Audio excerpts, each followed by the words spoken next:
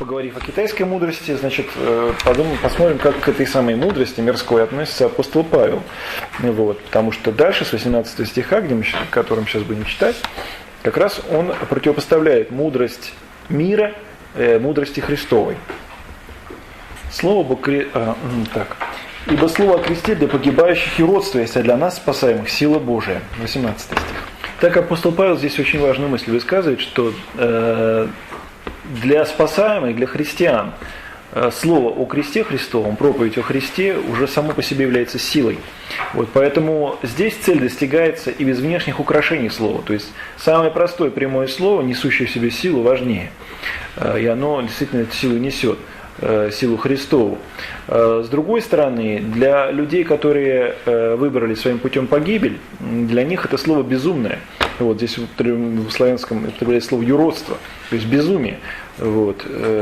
Поэтому сколько его не украшай, сколько его не применяй к мирским соображениям, оно совершенно пользы от этого не будет.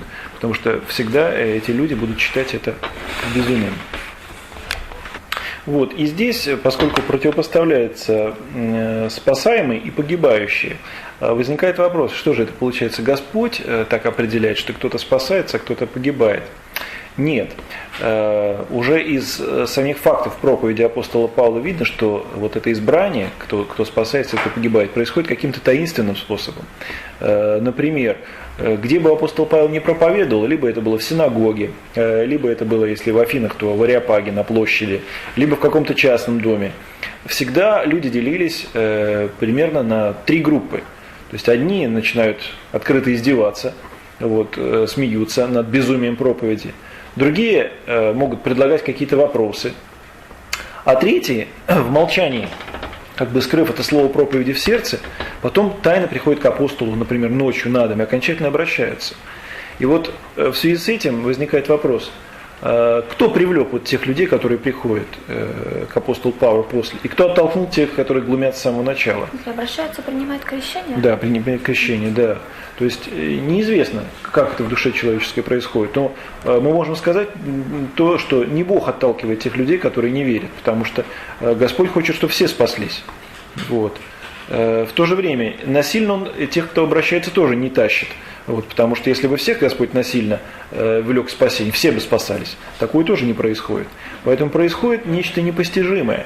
Происходит какой-то таинственный выбор человеческой воли. И вот Феофан Затворник объясняет, с чем этот выбор связан. С характером жизни человека. Можно я? Да.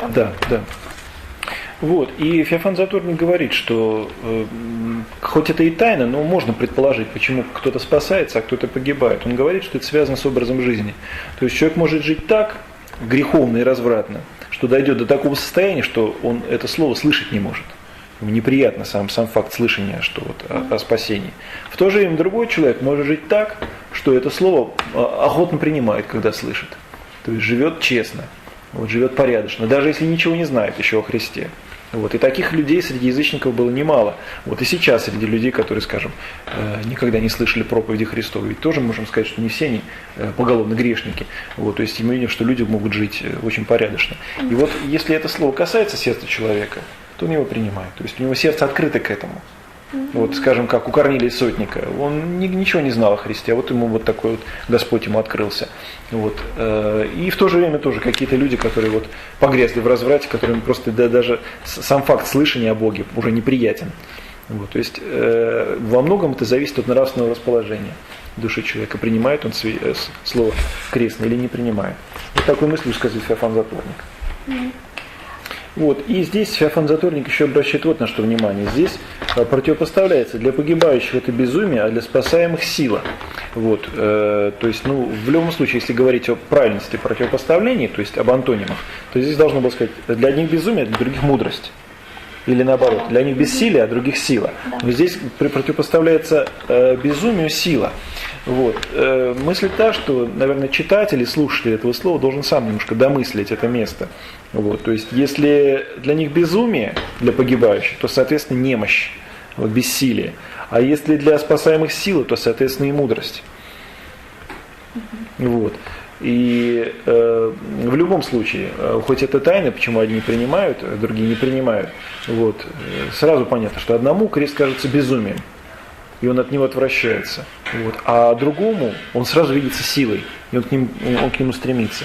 То есть что-то таинственное в душе человеческой происходит.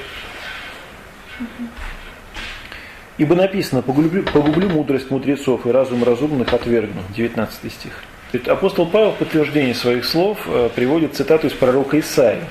Значит, в историческом смысле эти слова пророка Исаии относились ко времени пророка Иезекии, когда ему царю Иезекии, его советники предлагали разные советы, очень мудрые. Вот, однако Господь судил иначе, и поэтому совсем не то, что предлагали мудрецы. Вот, поэтому смысл этой цитаты сводится к тому, что никому не догадаться, что я сделаю, говорит Господь, и когда я сделаю. Никакая мудрость не разберется, почему и как это сделано. Это слова Господа? Да, это слова Господа. Вот, то есть Господь обращается через пророка Исаию к царю Иезекии, что вот, все советники, никто не догадается, что это будет. Никакая мудрость перед Божией, почему Господь так сделал, никто не поймет. То есть вот какой смысл буквально этого места. Почему апостол Павел сказал, сейчас я поясню. А как он сделал? По-другому. Вот, мы сейчас не будем читать. Это большой кусок из 4 книги Царств, мы будем читать в свое время. Вот, сейчас просто скажите, что это место относится к событиям времен царя Иезекии, и вот Господь... Он созвал там мудрецов, они... Да, все советники оказались неправы. Господь поступил совершенно по-другому. Вот.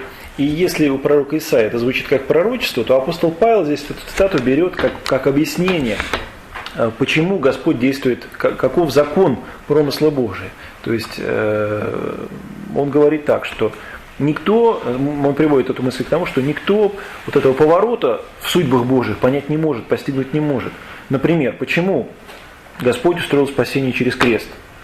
И почему о кресте проповедь заповедал говорить не в мудрости слова, а в простоте? Почему так? То есть для мудрецов и для книжников это непонятно.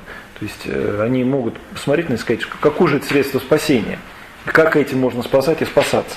То есть какой в этом вообще смысл? Вот. А на самом деле оказывается, что вот это непонятное и, на первый взгляд, бездейственное средство, орудие казни, оказывается самым действенным средством к спасению. И те, которые это слово принимают, сразу эту силу ощущают. То есть здесь не слово действует, здесь действует сила Божия. Поэтому, чтобы эта сила не умалялась, чтобы как бы вот она ничем не разбавлялась, что человек может сказать, меня убедили доводами, что вот крест это вот потому-то, потому-то и потому-то. Нет. Просто и ясно. Крест, на кресте Христос распят, умер и воскрес, этим нас спас. Все. Вот оно слово как крестное, больше ничего. И апостол Павел дальше об этом говорит, что никогда не говорил, не объяснял, говорил прямо только вот это. Потому что спасаемость сразу ощущает силу в этих словах. Где мудрец, где книжник, где совопросник века сего? Не обратил ли Бог мудрость мира сего в безумие? Ибо когда мир своей мудрости не познал Бога в премудрости Божией, то благоугодно было Богу ее родством проповедь и спасти верующих. 20-21 стихи.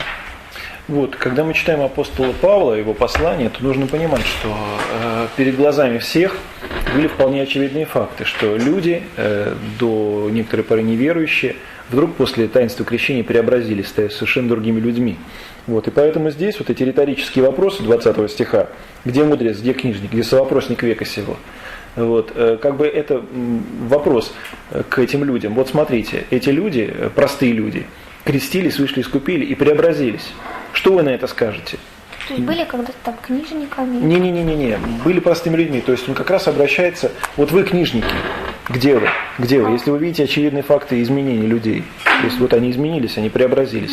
Где вы, мудрецы? Отвечайте. Вот. Где совопросники века сего? Где вы? Вот. Никто не может не ответить. И поэтому он говорит, что не обратил ли Бог мудрость мира сего в безумие? То есть вы, мудрецы, должны были бы объяснить, что с людьми произошло, почему после крещения, то есть принятия на себя символа вот этого непонятного крестной смерти, вдруг люди стали обновленными. Что вы на это скажете? Понятно. Вот. И здесь под всеми этими мудрецами и книжниками, конечно, можно понимать в целом людей, которые величаются мирской мудростью, но некоторые толкователи подробно объясняют, что под мудрецом здесь понимается эллинский мудрец, вот, то есть воспитанный на языческих философах человек. Под книжником понятно, что подразумевается иудейский книжник. Вот. А совопросник это в целом и те, и другие люди, которые долго упражнялись в риторическом искусстве, в искусстве словопрения, в искусстве спора.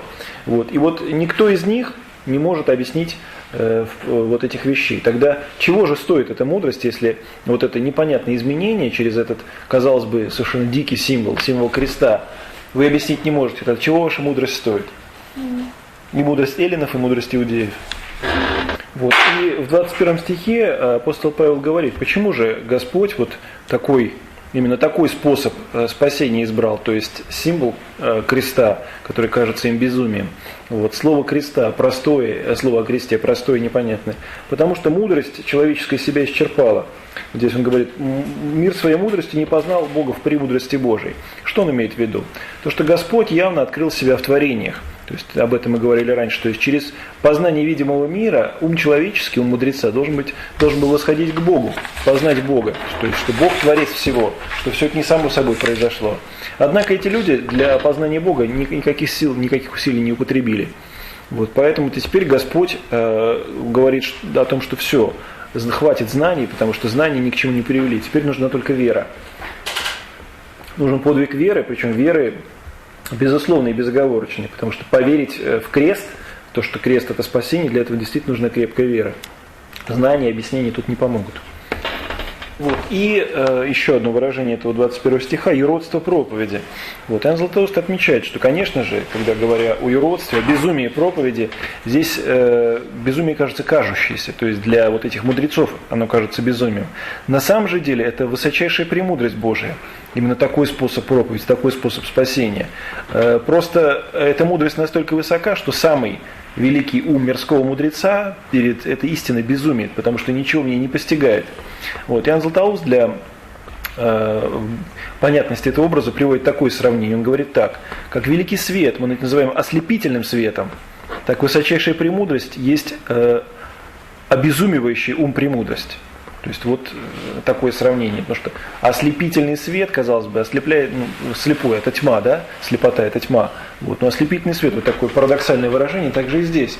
Вот проповедь о кресте, это не безумие на самом деле, оно безумие кажущееся для людей, не желающих его принять. Вот, но на самом деле это высочайшая премудрость Божия. И об этом апостол Павел дальше много говорит, но это мы будем в следующий раз читать. И вот на этом на сегодня все.